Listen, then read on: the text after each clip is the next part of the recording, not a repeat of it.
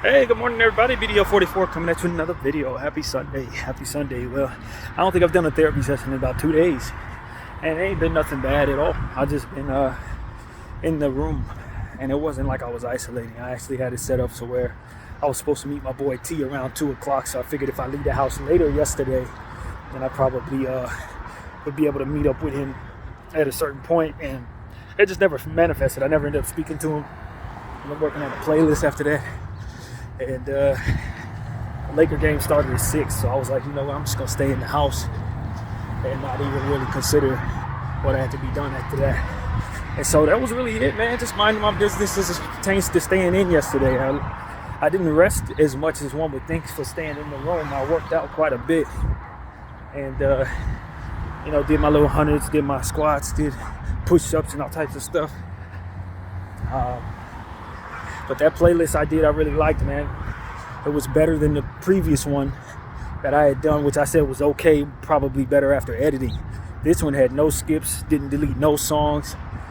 Very much appreciated the K-List 374. So go check that out on Apple Music, BDF 44 at Apple Music. That was a good one, man. A really good one. But yeah, man, right now I'm just gonna go out and get some groceries. I got a idea that I want to get some more oatmeal and probably just a little bit of turkey. That's about it, but I figured I'd make a day out of it rather than going to the local one, because I still got to get some rice as well, so I can get that on the way back at the market, rather than making those 2 trips that I often do on a Sunday. With this type of schedule, I would normally walk all the way down to that Target, come back, and then walk all the way down there. I'm like, man, I like going to the Hollywood Target anyway. Gives me an opportunity to get a little extra exercise. Not the easiest thing to say. Extra exercise.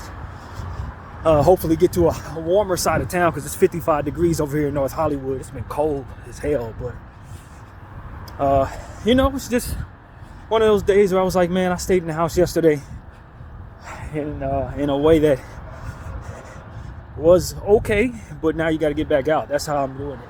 That staying in the house 2 consecutive days in a row thing, that's not how I want to live anymore. I don't have any interest in doing that at all, especially since this ain't the house. This is a hotel room that is very cold. The heater in there does not work. It's funny because they put a paperwork on the door showing me how to use the heater, but they didn't fix that heater. So I think it just needs the pilot light lit up. But yeah, man, I've been in there chilling, quite literally. So, check out all that Laker video stuff that I've been doing. It's been a lot of basketball talk. There was a trade this morning, nothing very serious, but made videos for that. So, I've just been trying to stay busy, man. Even in the house. Yesterday I was busy and sleeping pretty good, even though it was cold. As the bed sheets there, I do like how they lay down the linen for these beds at this place, because they keep you with wool, as I've mentioned once before. So even when it's freezing, you're able to get underneath those covers and feel really warm. So I know for a fact that I'm going to buy myself one of those wool-like sheets for any type of bed that I have from here on out, because I don't think there's any other way to sleep. I don't know how I was sleeping before, but I'm definitely gonna have some wool on there from here on out. But yeah, man, just very blessed to be settled into the room this week, knowing that the money's gonna be fine to pay for it. I get to speak to my family today, doing Bible study at 4:30. That's why I want to hurry up and do everything I gotta do. That's the emphasis on trying to get back here in time. And sometimes when I say on Sundays I go do my little local area shopping, that's usually why I want to do it. But I'm out of the house by 11:30, so if anything, I should be cool, so long as I just move in a direction that allows me to get back here. And so, just figure, try to get out of the house, get out of this area today, get on the train, take advantage of this 90-day bus pass that I have through Metro Life. The social worker set me up with that, so now I don't have to pay for train rides, which is really going to help, because I was spending a lot of money on that just because I make so many moves back and forth every day trying to stay active. It was costing money, and that was so unnecessary. because I knew about life. I just hadn't set myself up with it. But we're good for the next 90 days in theory. I don't know how many they give you within 90 days. She told me 25, and this thing didn't show any limitations. It just said 90 days free. So whatever the case may be, it definitely saves us a lot of money on transportation. But I don't overuse it just the same. As you can see, I could catch a bus down there, catch a bus to the train. I could do a lot of different things that I wasn't always doing because I didn't have unlimited passes. But just the same, I don't really worry too much about walking because I actually prefer it for that exercise. So still walking, even when I don't necessarily have to. But this is just one of those days where I wanted to get out of the house, man. It wasn't about anything other than the fact that I had been in there for the last 24 hours. And that room ain't overly uncomfortable, but like I once told you guys before, this is the darkest room I've ever stayed in because of how it's set up. You have to basically turn on the lights in the daytime. And for me, that's one of my pet peeves in life. I hate the combination of lights and sunlight. Artificial lights and sunlight do not go together in my mind. They look terrible. When I can see sunlight shining through the window, I never want to see a light shining above me in the house. I only need one kind of light in that way. So with that being the room as it is, you got to turn on the lights in the daytime, and that is no fun for me. So I try to deal with that by getting out of the house. And so, yeah, man, maybe I'll meet up with T today. Try to meet up with him and try to see if I can get that stuff from him. But I don't know what happened yesterday. It was just one of those things where around 2 o'clock, we just didn't get the chance to communicate. I was doing my playlist thing, and I didn't really feel like leaving the house anyway. So whatever he had going on, it was no problem that we weren't able to meet up. So try to get that mail from him. I know I got a lot of mail to receive, but yeah, man, it is what it is. This has been a good couple of days. I was happy to get back to my creativity yesterday with the playlist, and just continuing to enjoy the Lakers, even though they've been struggling. I don't take for granted season time because it does come and go quite a bit. You end up having them 5 months where there ain't no basketball, and that's no fun, man, as a basketball fan. So even though the team is struggling, I am very much enjoying what I'm doing, and I'm now in the swing of things. I was praying and thanking God that He allowed me to maintain my consistency with that and working out and all these different things that I've been able to continue doing, even though I've moved from Lenox to here. And it's been tough, but the consistency of wanting to maintain what I'm doing and continuing to be able to is a blessing. I enjoy those things. They make my life feel like I'm actually doing something in spite of having all these struggles. And I was thanking God about that as I was in the shower. So, you know what I mean? These are the type of things that you can't take for granted. I think about how much I've grown in the last 6 months and how much has been able to remain the same in spite of different, situations, having switched rooms every 3 weeks and, having all these different things. I've never had this much change in my life in this flurry of time, since I'm the type of person who literally has never moved but 3 times in my life. I put myself in a position to be able to now say that I've had different living quarters every 3 weeks in the last 5 months. Got to change bed, change shower, change this, change that. Everything is moved around. Got to reset. And it just gets you used to having to do that. And I don't know where my life is headed. But for a lot of people who've moved a lot, or for entertainers who've been on tour, who have to be all over different cities and all different types of stuff, this is the closest thing I can to relate to that. It's the closest I've been able to say that I've had anything like that in my life, because otherwise it's been consistency every day. Same living situation, put everything in the same places, all that different stuff. And all of that, it just stays the same. And, it's good to kind of have some flexibility and some maneuverability, adaptability in your life, because you never know what change will come into your world. And so to be able to say, yo, I don't need to sleep in the same bed every night, or if for some reason I need to be able to know where everything is again and switch every bit of my routine around again, I can do that. Up to this point, I was not the person that could say that. I wasn't the guy that said, yo, I can maneuver. I can live in a different space every 3 weeks. I can have uncertainty as it pertains to my living situation and not go crazy. This put me through that for the first time at 39 years of age. So while it's not something you would want for yourself necessarily, once you get to a point where you have that, you feel like you can survive a bit more. You feel like you can go through things without going crazy, more or less, or without losing your faith. And those things can bring you closer to God rather than pull you away from your positivity. So that's what I've been able to experience over the last 5 months.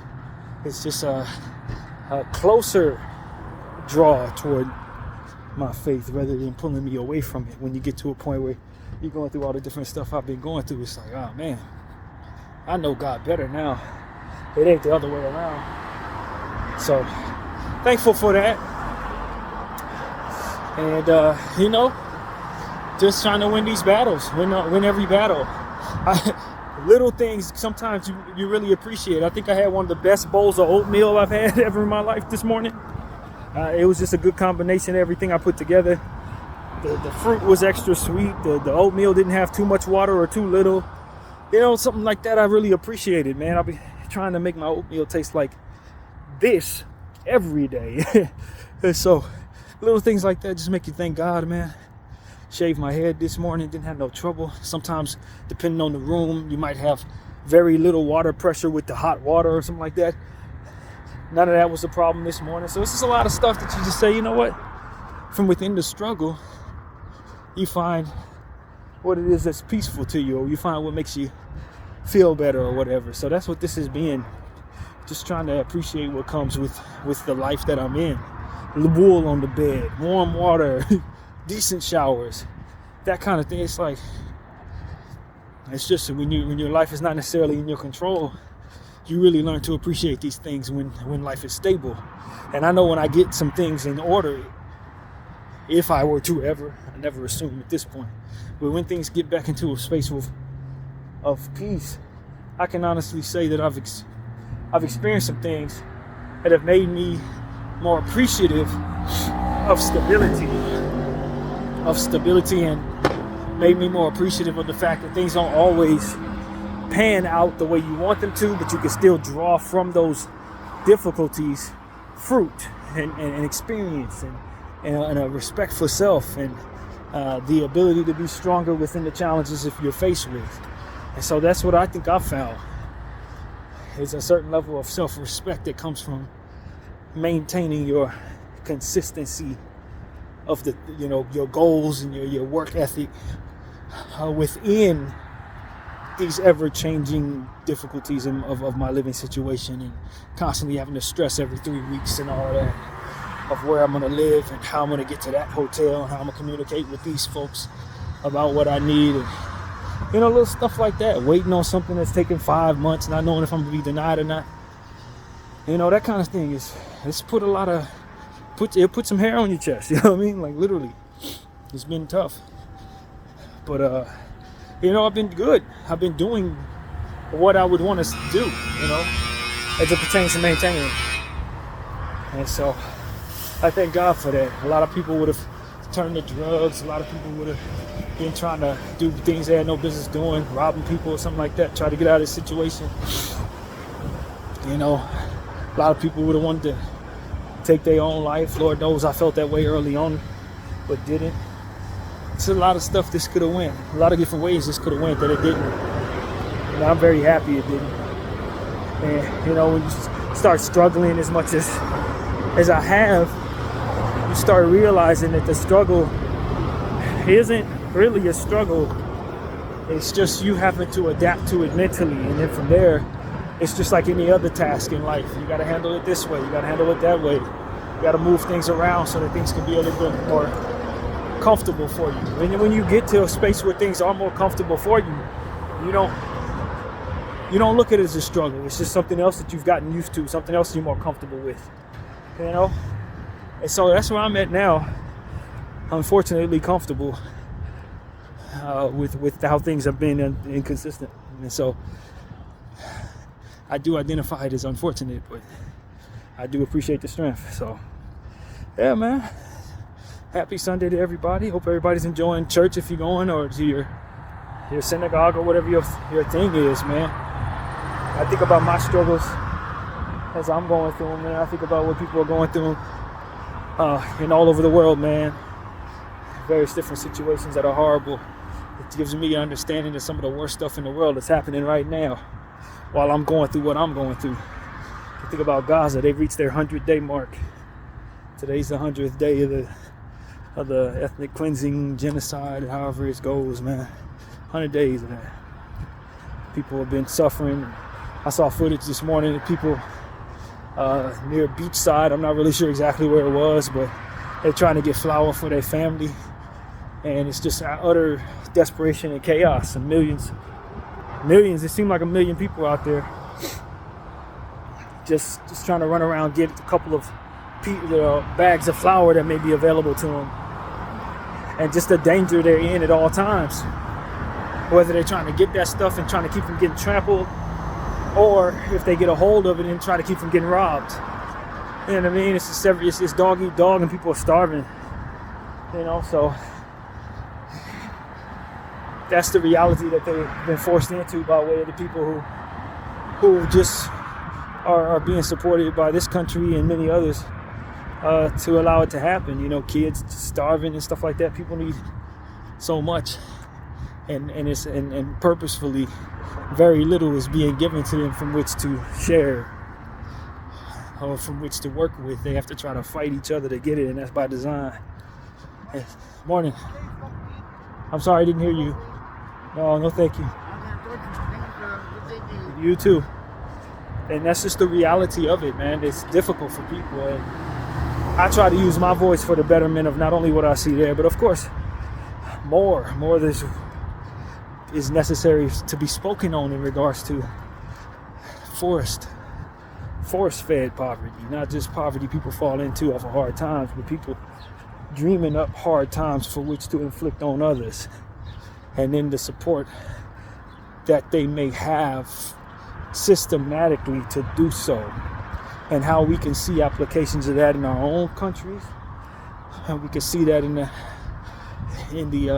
what is being hidden from us, more or less, unless we have Instagram or something like that that's giving us that news, because you damn sure ain't going to get it on your normal news sites.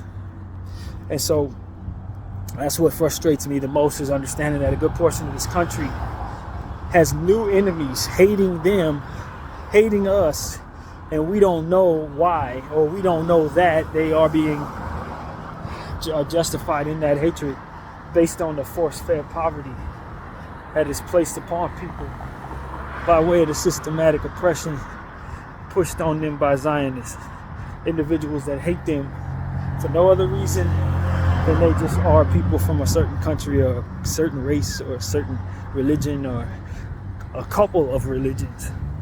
You know, it's just like we need to get educated on these things, because the wrath that's coming to us by way of the karma that should be coming with these type of behaviors, this type of systematic oppression, is imminent. I don't know how it's going to come, but it's going to come. They got millions and millions of people who are dreaming up ways of destroying us based on this that's happening right now. The same evil that our country's been telling us was coming with Al-Qaeda and all the different types of Islamic extremists, that hatred has been manifested by way of the bullying that our country's actually been engaging in towards people who were not extreme in any other nature than being resistance to the oppression that was placed upon them. And that's something that a lot of us have no idea about. That's why I use my voice to try to bring forth some type of understanding to that, because at the end of the day, that is exactly what you're seeing out there if you're paying close enough attention to what it is I'm looking at. People are learning to hate us. They didn't hate us before, they hate us now. And it's because they perceive that we know what's going on when a lot of us don't. They perceive we're watching the reality of what they're doing when only a handful of us are, or what they're going through rather than. And I mean, I think the world thinks we see what is going on in Gaza, and only a few of us do, is what I'm trying to say. We're nestled into a propaganda that allows us to trust those who are telling us this is what it is, when they are the ones who are actually doing the evil in the world, manifesting a hatred that's going to be pointed at our people. And that's a scary thing, but it's something that I've been talking about for about 100 days now. And that's why I don't care about being censored, because I know at least a few people are going to be introduced to truth by way of what it is I'm talking about. If not everybody who follows me, I don't know.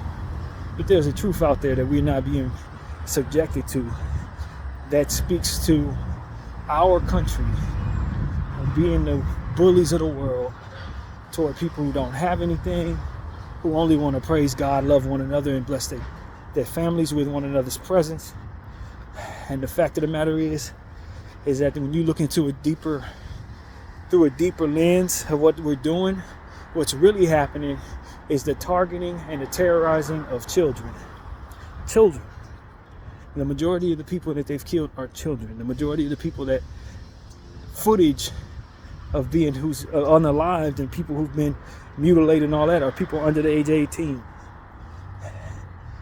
And that there is a system of individuals in this country consciously not only ignoring the fact that people are targeting them, but funding the bombs and the bullets and the horror itself, targeting people who are trying to bring forth some type of justice and resistance to that.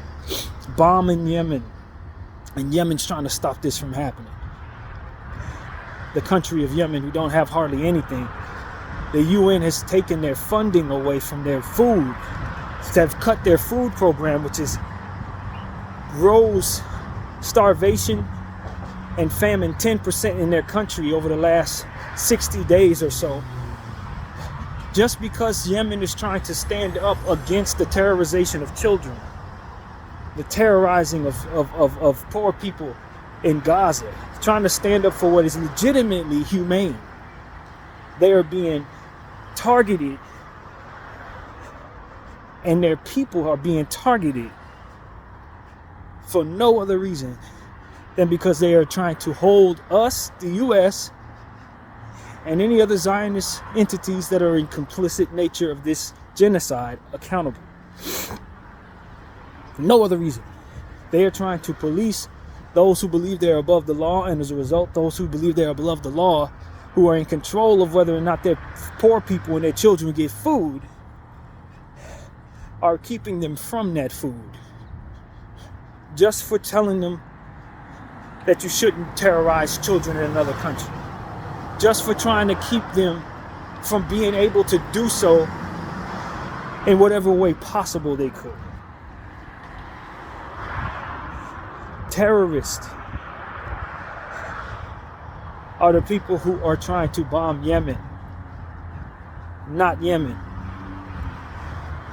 Terrorists are the people who are trying to kill Palestinians and people of Islamic faith in Gaza and Christian faith in Gaza, not those Christians and those Muslims and those people who are Palestinian.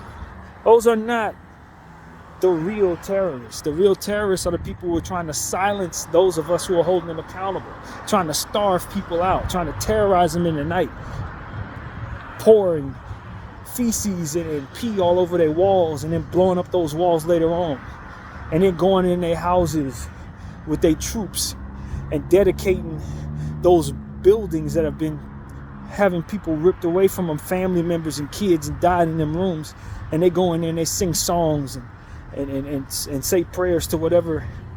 However, that is evil incarnate, and a lot of it is in control of the media and the truth from which our people in America receive. And if it weren't for Instagram, who does try to silence us, but we found ways of using that to communicate the truth, if it wasn't for that entity in place, those who are really terrorists would actually have the ability to silence the truth completely about what is happening in these countries and what it is that our country is going to be targeted for allowing to happen. So when I look over it, what's happening with 400,000 people or more gathering in 1 or 2 degree weather in DC, and I look at 4 or 5 million people in Yemen gathering in one place to support Palestine, I understand how important that is. And I want all of you to understand how important that is. Your tax dollars are effectively funding what it is they are protesting. So when they come at you, know why. It is because you trusted a media that's interest is wrapped up in the continuation of silencing this truth so that these things can continue to occur for as long as the Zionists and Israel would intend for it to take place. 100 days at this point, probably more going forward. Most definitely more going forward. And a lot of people believe that this is just based on biblical wrath. And what I know is if you understand God himself, he's a merciful God. He does not hate. He does not want to bring forth wrath to people who don't have anything, to support people who are intentional on making fun of them for being slaughtered. He does not want systematic oppression to destroy people who don't have anything just for the sake of their color. How can we move forward in consistency and say that racism is wrong and then proceed to back the country that is terrorizing people for their color, their skin, and their religion? It is wrong. It is wrong in every way. And a lot of us are too wrapped up in the spirit of getting money and a godlessness for which we, I guess, need to know exists in order to co-sign something that is humane, which I think in and of itself is flawed.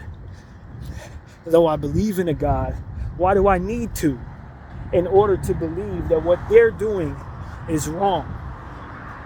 I need a big policeman in the sky to tell me that children shouldn't be terrorized at night? That's the only thing that's going to keep me in order in regards to not wanting to inflict complete and utter terror on others? It's in my heart to tell you that though I know God, I shouldn't have to know God to not want to see that. And neither should you. That shouldn't be contingent on whether or not God exists. That should be contingent on whether or not you understand what it feels like to be in pain and not want that inflicted on anyone else. I think it's something incredibly flawed about how we operate as it pertains to that. Just in general. A lot of people don't give a damn what happens to nobody unless they get something for themselves. But then when something comes against them, they feel so helpless because the world is empty in their minds. Oh, can't seem to find no support. Did you give any support? A lot of times people be looking for support, don't want to give out any. You're looking for defense or feeling empty about the defense of life as it pertains to your people and what comes to you. But you're not putting forth any effort in being that community for anyone else. So of course it doesn't exist, and it starts with you.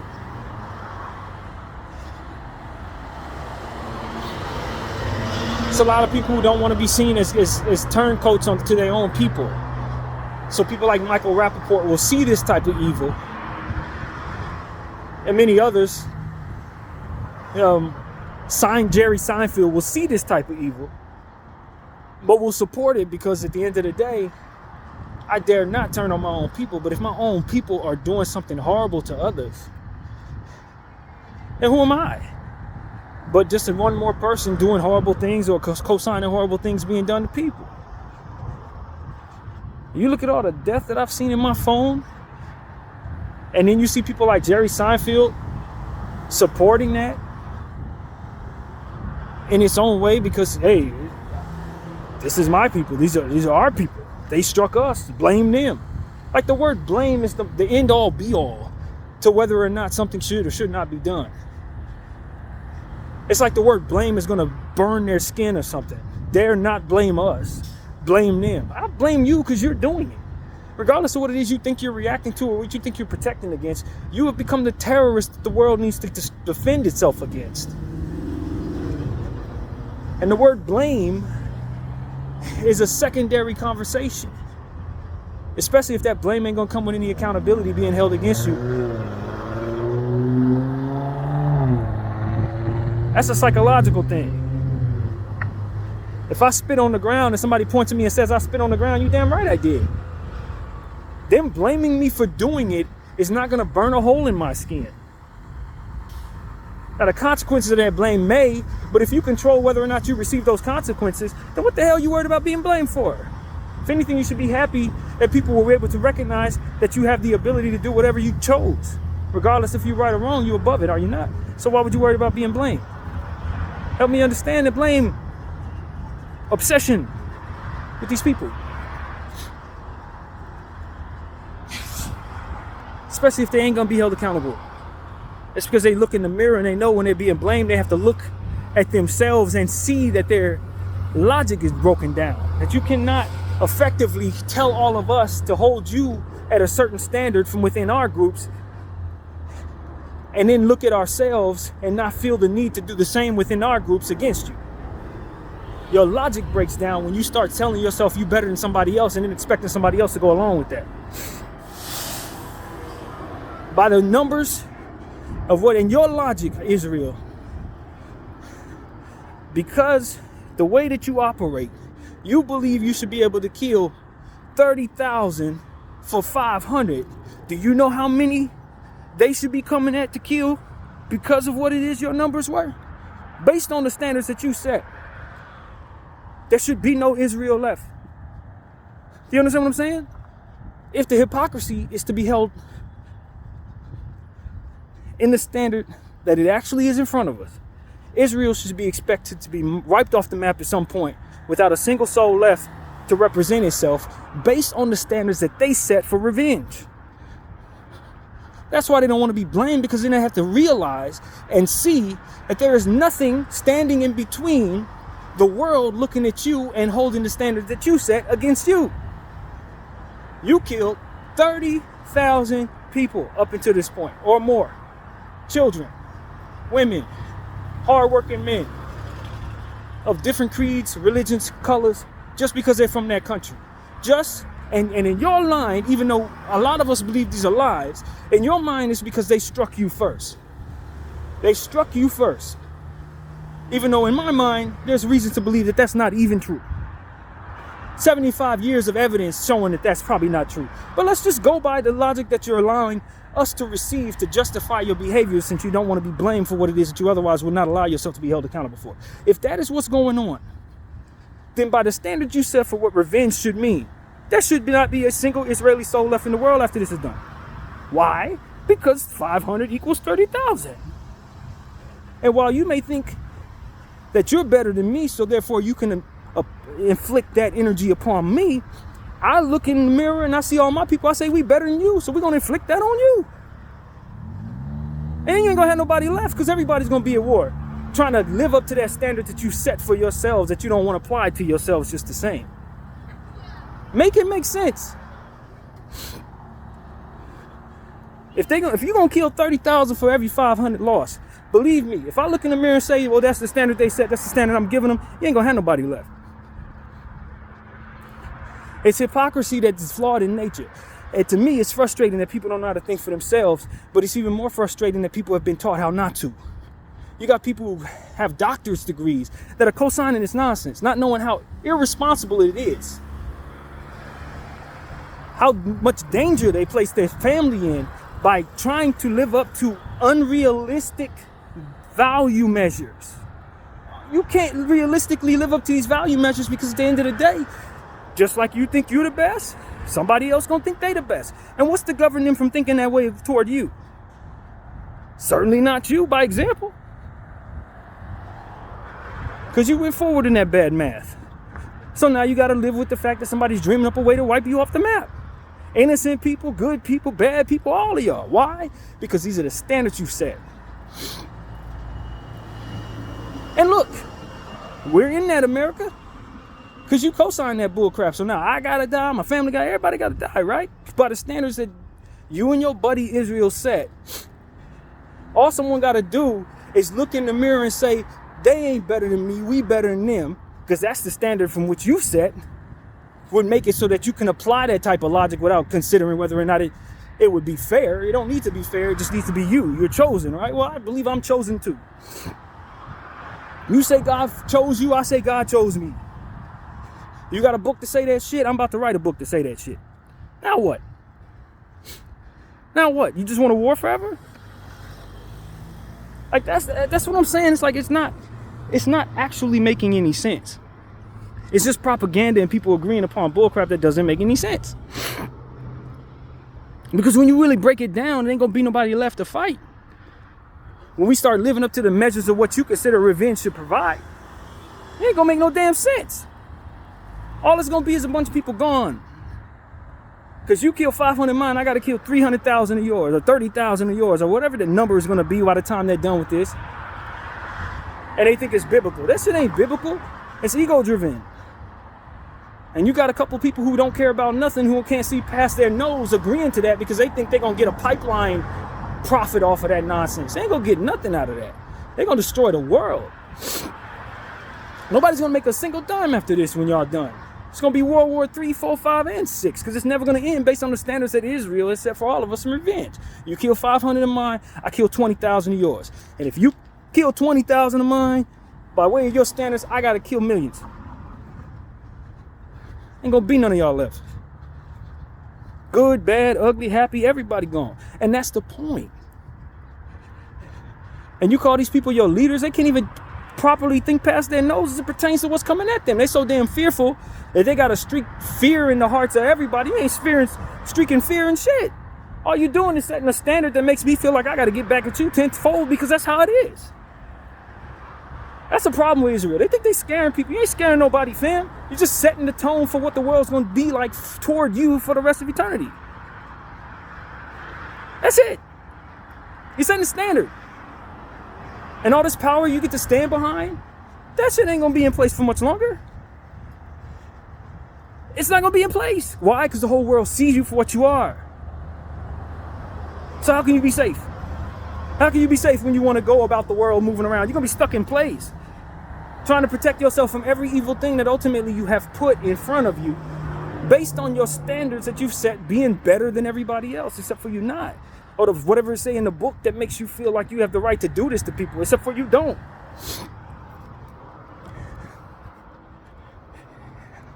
And I'm telling you right now, eventually Palestinian people are going to realize they don't have a chance. And then they're going to stop looking to save their lives, and they're going to be looking to try to take yours. That's all it's going to be. You're going to see people moving in droves, millions, moving together. They say, there goes a tank, let's tear it apart, pull everybody out, pull their hides out. Like, that's how it's going to be. It ain't going to be about getting no food no more, because you can't get no food. This is where we're at in 100 days. You keep this up for another 200 days. You know, none of those, you're going to have to use every bullet you got, because people are going to be moving by the millions. And the only energy they're going to want to exert is the energy to take from you your life. That's what I'm saying. That's why it's like, yo, y'all don't get it. This is moving in phases. The phase they're in right now is desperation because they still think they can feed their families. If I take the flour off of this truck and get it back to my family, maybe we can survive another day. Eventually they're going to realize it don't work because you've dreamt up a way for it not to. And the only thing left for them to do is to move around like zombies, searching out every soldier they can find from your side and doing the worst thing to them by the millions if they can. Millions of people just moving like zombies, looking for y'all. And that's what it should have been already. Because it wasn't never about making them live. It wasn't never about anything other than pushing them out into the desert and forcing them to be dried out. Forcing them into death, trying to break their spirit. You weren't breaking their spirit. You were igniting the fire and the evil within them toward you. And the venom of the whole world toward you. That's all you were ever doing. Making the world harder for you to live in 100 years from now. It makes no sense. 500 is never equal 30,000. It never did. That's only in your head. You were never better than anybody else. You were never chosen for anything other than whatever it is the Lord gave you time for. Not some special movement to go destroy and therefore inflict pain upon the earth. What kind of God would tell you to do that?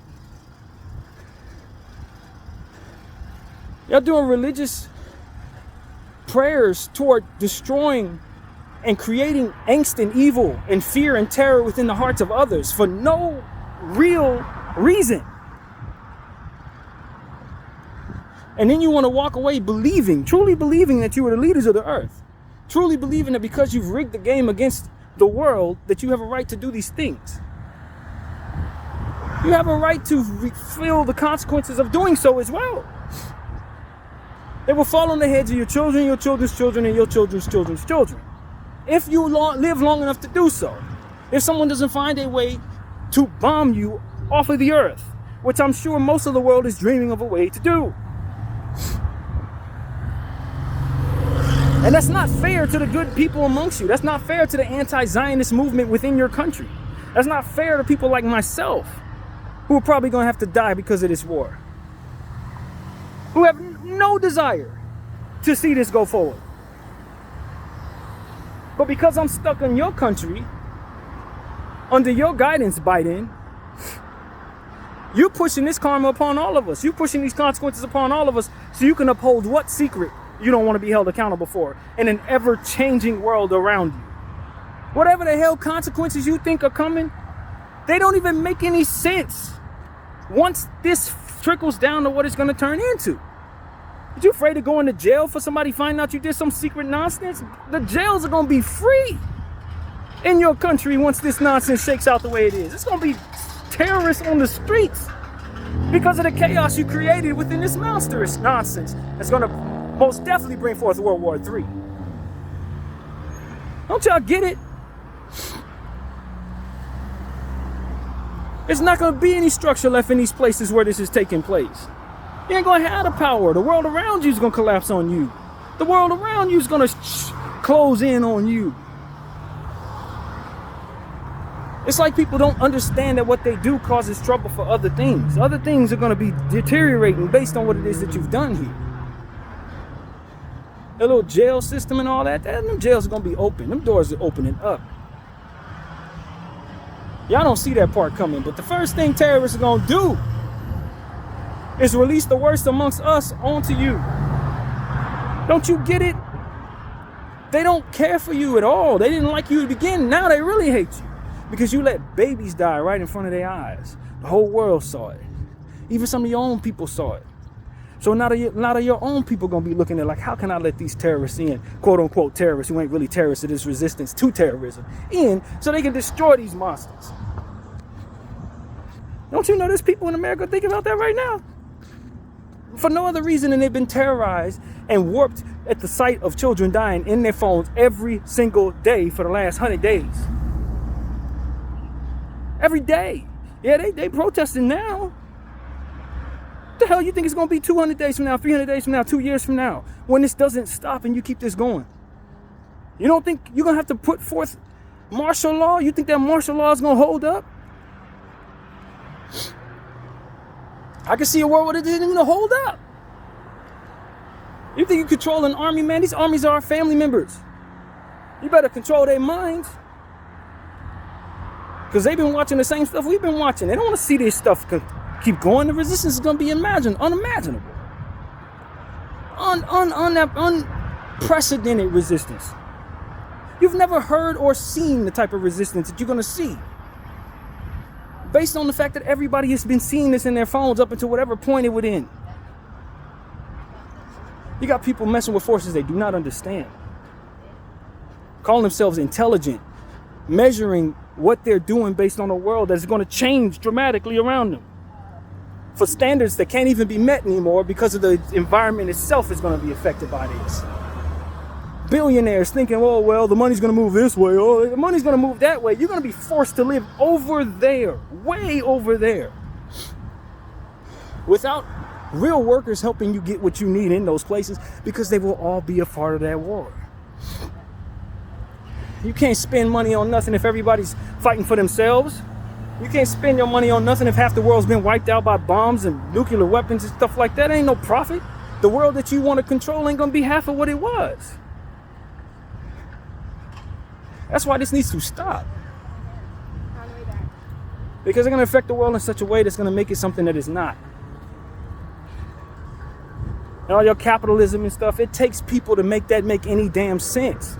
If you're gonna wipe out half the world doing this, then what kind of money you think you're gonna make? What does the world look like around you? What type of resorts you think you're gonna have when everything around it is deteriorating and people coming in trying to scrounge for everything they can get? You don't see that trickling down, huh? In places these billionaires like to go to, all of that piece is at risk. Have you ever seen Demolition Man? When they sit in the Taco Bell and all of a sudden people rise from the floor to try to run in there and basically try to take all they can get from food, that's the type of famine that is being dreamt up by way of this type of thing. That's the type of desperation that we're seeing in Gaza right now. If you think that ain't gonna trickle down to other places, if you let these idiots continue bombing every damn thing, you keep letting these idiots tell everybody that they are chosen to be able to inflict the pain upon the world, believe me, man, you have no idea how ugly it's gonna get. Revelations type shit. And so that's what I'm telling y'all. Yeah, it sounds extreme, but we're already seeing the beginning of extreme reality in places like Gaza, where 100 days we've been watching children be murdered every day in our phones, and people are sitting back like it's not happening. That's extreme, friends. And you don't think that trickles down to something?